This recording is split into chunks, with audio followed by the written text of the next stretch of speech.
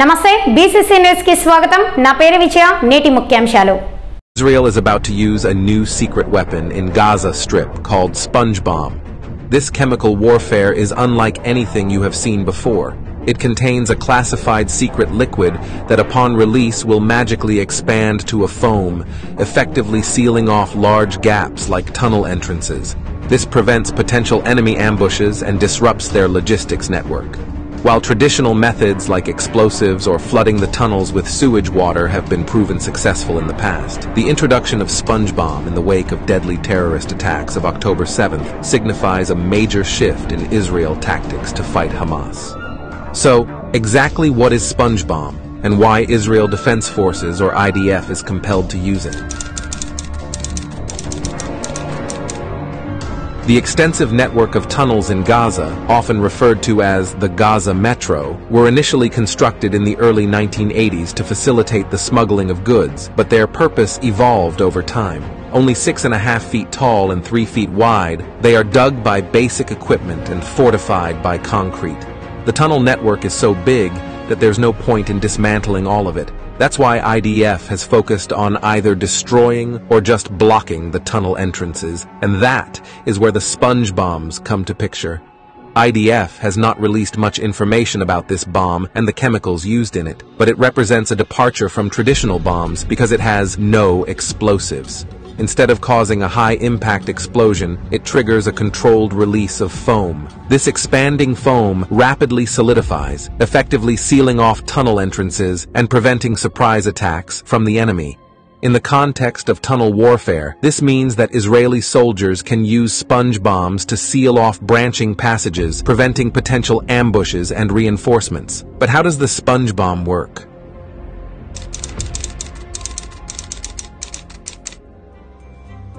The concept is similar to the application of expanding foam in the construction industry.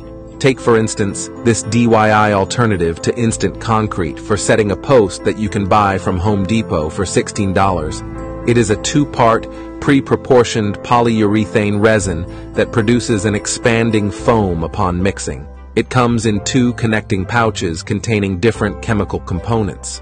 To initiate the process, one bag is rolled against another to break the seal, allowing the two chemicals to combine. After thoroughly mixing for about 15 seconds, the bag heats up, indicating a chemical reaction.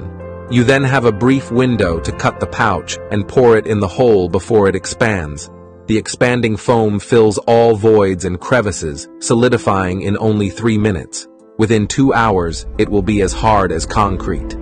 Sponge bombs operate on an oddly similar principle. Within a plastic container, two separate liquids are held apart by a metal partition.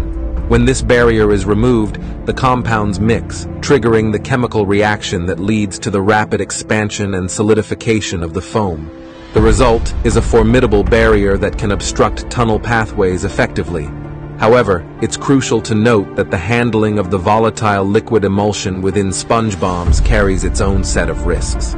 Mishandling the mixture has reportedly led to injuries, with some soldiers even losing their sight.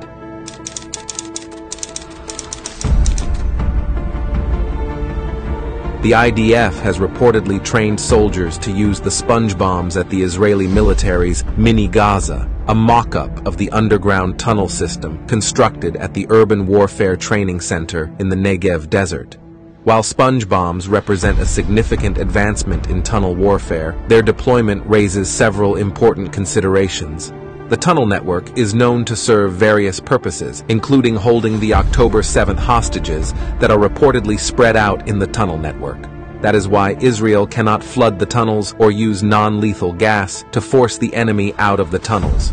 Additionally, the use of chemical weapons, even non-lethal ones, requires careful consideration in accordance with international laws and conventions.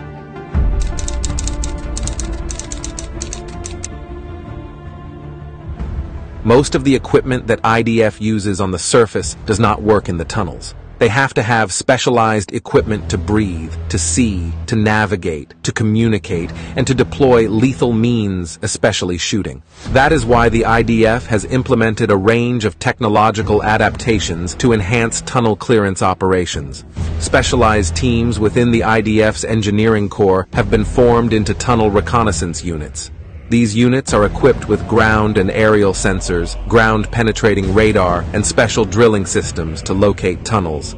Thermal technology has also been incorporated to enable soldiers to navigate the pitch-black tunnels effectively. This capability is invaluable in ensuring that troops can move through the labyrinthine passages with confidence. Additionally, the potential use of robots and drones controlled by wires spooling off of the device offers a means of conducting reconnaissance and clearance operations safely. Israel has also started using trained dogs to help clearing the tunnels.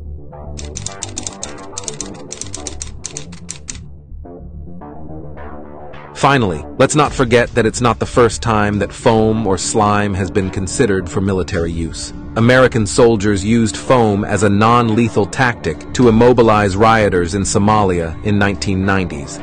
It's important to consider using sponge bombs within the broader context of the conflict in Gaza, which has persisted for decades, with both Israeli and Palestinian populations enduring significant hardships. Addressing the threat posed by the tunnels is just one facet of a multifaceted challenge that requires international attention and concerted efforts for a lasting and peaceful resolution.